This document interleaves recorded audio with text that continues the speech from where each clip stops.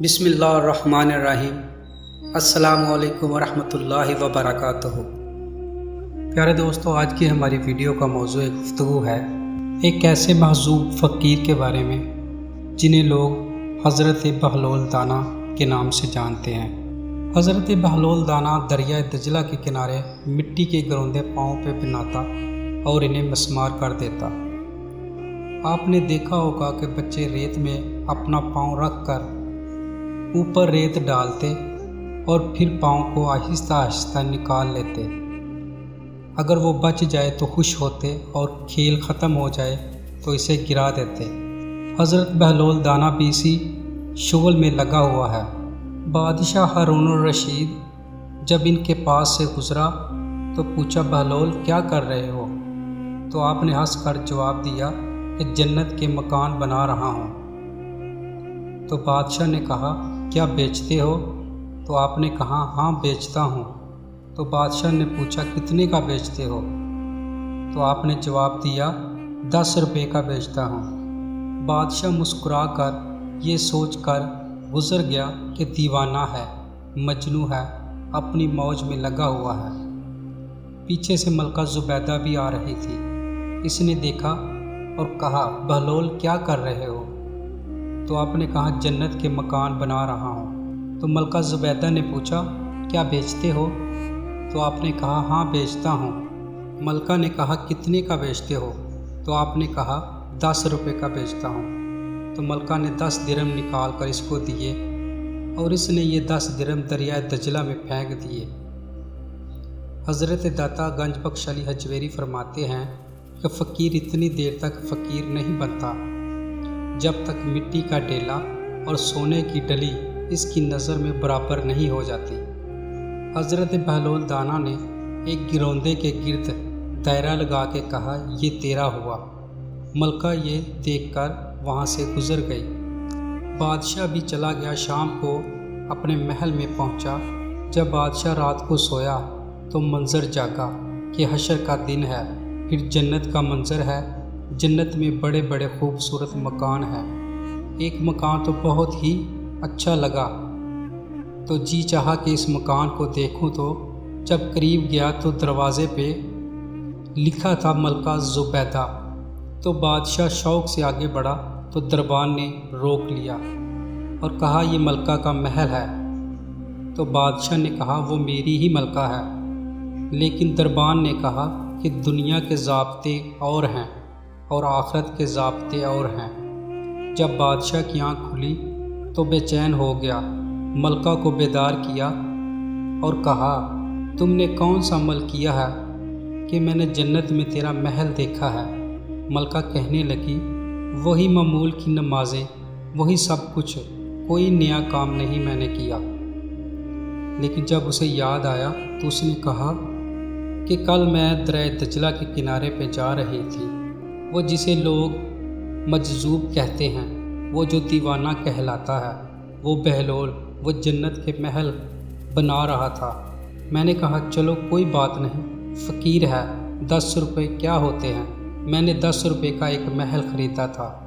بادشاہ اسی وقت سر پکڑ کر بیٹھ گیا اور کہنے لگا، وہ تو مجھ سے بھی یہی کہتا تھا۔ میں دیوانے کی بات سمجھ کر گزر گیا۔ اگلے دن بادشاہ قصد گزرا۔ جب قصد گزرا تو دل دھڑک رہا تھا کہ کہیں مجذوب پھر آج مل جائے اور اسی موج میں ہو تو میرا کام بن جائے۔ دیکھا تو وہاں بہلول بیٹھا ہوا ہے۔ آگے بڑھ کر دیکھا تو کام بھی وہی۔ بادشاہ پھر رک گیا اور پوچھا، بہلول کیا کر رہے ہو؟ اب دل دھڑک رہا تھا کہ مجذوب ہے، کوئی اور بات نہ کہہ دے، اگر اچھا ہو کہ وہی جواب دے دے۔ اس نے وہی جواب دیا کہ جنت کے محل بنا رہا ہوں۔ تو بادشاہ کا دل تھوڑا سا ٹھہرا، پھر کہا، اچھا بیچتے بھی ہو؟ تو حضرت بہلول نے کہا، ہاں ہاں بیچنے کے لیے ہی بنا رہا ہوں۔ جب بادشاہ نے جیب میں ہاتھ ڈالا اور ادھر پوچھا کہ کتنے کا بیچو گے؟ تو آپ نے کہا، آدھی حکومت لگے گی۔ تو بادشاہ بہت حیران ہوا تو کہنے لگا، کل تو 10 روپے کا بتا رہے تھے۔ تو آپ نے کہا، کل تم نے دیکھا نہیں تھا، آج سودا دیکھ کے لے رہے ہو۔ ایک بار ہمارے پیارے نبی حضرت محمد مصطفیٰ صلی اللہ علیہ وآلہ وسلم نے ارشاد فرمایا کہ اے صحابہ، تمہیں مبارک ہو ایمان کی کہ تم نے مجھے دیکھا اور مجھ پر ایمان لائے، اور کہا انہیں 7 مبارکیں ہوں جنہوں نے مجھے دیکھا بھی نہیں ہوگا اور پھر بھی ایمان لائیں گے۔ تو اللہ تعالیٰ نے فرمایا کہ ان کو بشارت دے دیجئے بڑی عزت والے اجر کی اور خوشخبری بھی۔ تو جس اجر کو میرا رب بھی کریم کہہ رہا ہے وہ اجر کیسا ہوگا؟ تو یہاں تو لہجہ دم توڑتا ہے اور الفاظ ساتھ نہیں دیتے کہ اجر کریم کی کیا تعریف کریں، جس اجر کو میرے رب نے بھی کریم کی صفت سے موصوف کر دیا ہے۔ پیارے دوستو، زمانہ ماضی میں ایک مجذوب گزرا ہے، دریائے دجلہ کے کنارے اکثر گھومتا رہتا تھا۔ اس کی ادائیں نرالی تھی۔ مجذوبوں کے رنگ اپنے ہوتے ہیں، لوگ انہیں بے وقوف کہتے ہیں، لیکن اہل عقل اور اہل تصوف انہیں دانا کہتے ہیں، اس لیے انہیں بہلول دانا کہا جاتا تھا۔ لیکن بہلول دانا کہتے ہیں اہل خرد کے اصل حقیقی عقل تو ان کے پاس ہے جو در محبوب تک پہنچ گئے۔ جس کو اللہ کا خوف جتنا زیادہ ہوگا وہ اتنا زیادہ دانا ہوگا۔ تو یہ لوگ اسی رستے کے مسافر ہوتے ہیں، اور کسی تجلی کے وفوز سے شیشہ عقل ٹوٹ جاتا ہے تو پھر ان کی کچھ حرکتیں غیر مرتب ہو جاتی ہیں، تو لوگ سمجھتے ہیں یہ دیوانے ہو گئے ہیں۔ اصل تجلیات کے وفور سے ان کے ہوش ٹھکانے نہیں رہتے، لیکن ان کے دل پر وہی تجلیات منعکس ہوتی رہتی ہیں، تو انہیں دیوانہ کہا جاتا ہے۔ لیکن حقیقت میں یہ دانا ہوتے ہیں۔ ان کے اندر کی دنیا مرتب ہوتی ہے، لیکن باہر کی دنیا غیر مرتب ہوتی ہے۔ انہیں اٹھنے بیٹھنے کا کبھی پتہ نہیں ہوتا۔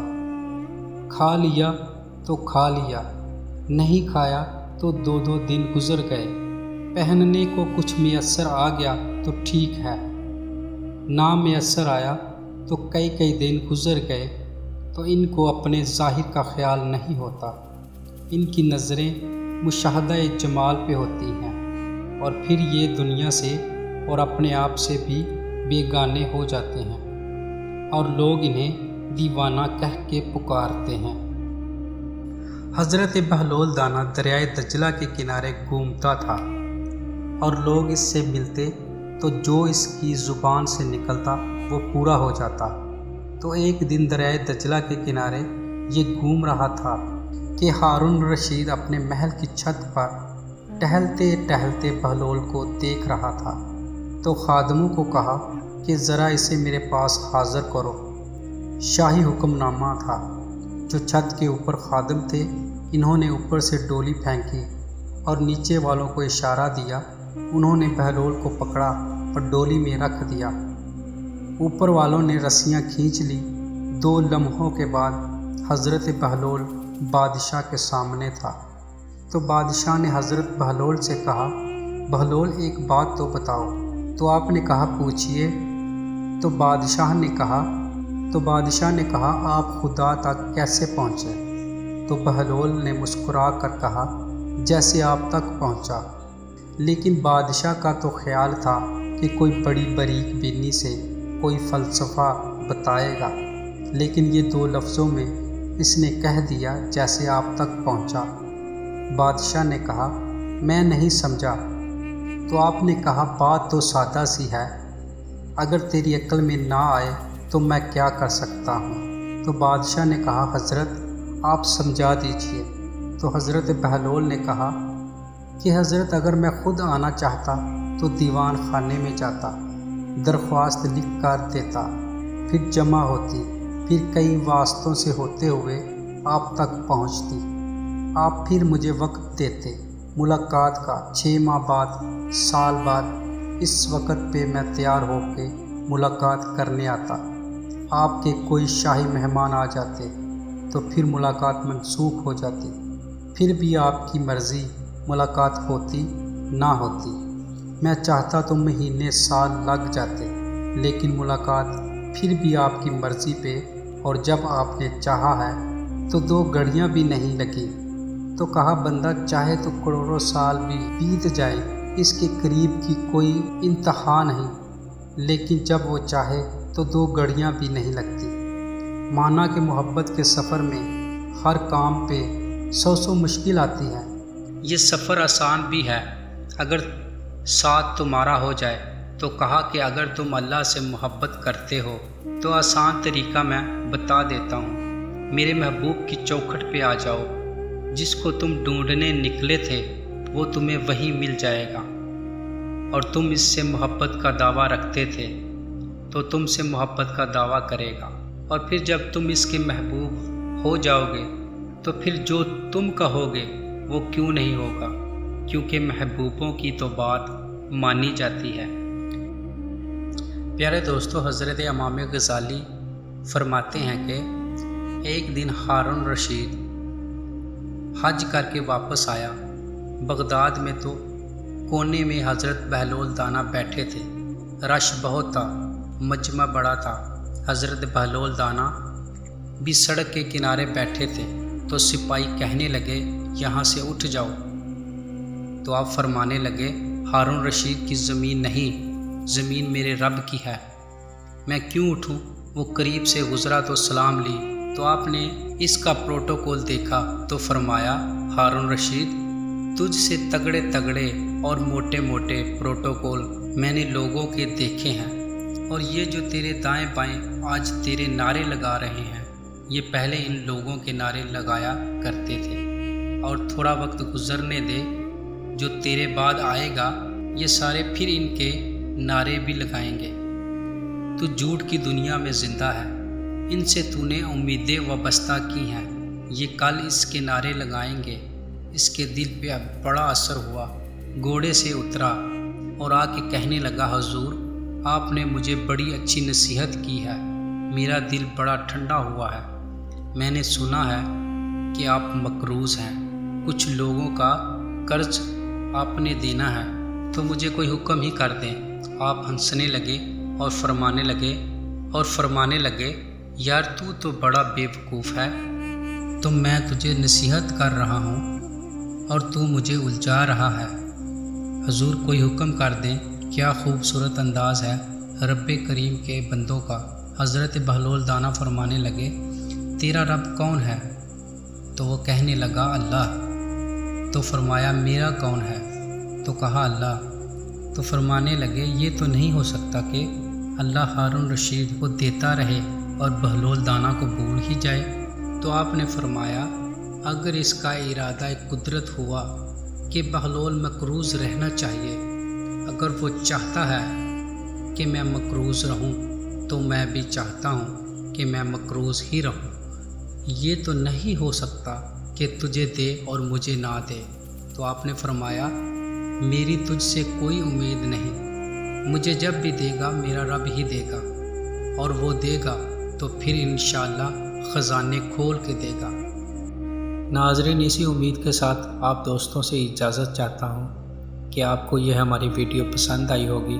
اگر پسند آئی ہے تو سب سے پہلے آپ ویڈیو کو لائک کریں اور اس کو اپنے دوستوں کے ساتھ شیئر کریں، اور اگر ابھی تک آپ نے ہمارے چینل کو سبسکرائب نہیں کیا تو ابھی اس کو سبسکرائب کر کے آل نوٹیفیکیشن کو آن کرنا مت بھولیں، تاکہ ہماری ہر نئی آنے والی ویڈیو کا نوٹیفیکیشن آپ کو سب سے پہلے اور بآسانی مل سکے۔ تو ملتے ہیں ایک نئی تحقیقی اور معلوماتی ویڈیو کے ساتھ، تب تک کے لیے السلام علیکم ورحمۃ اللہ۔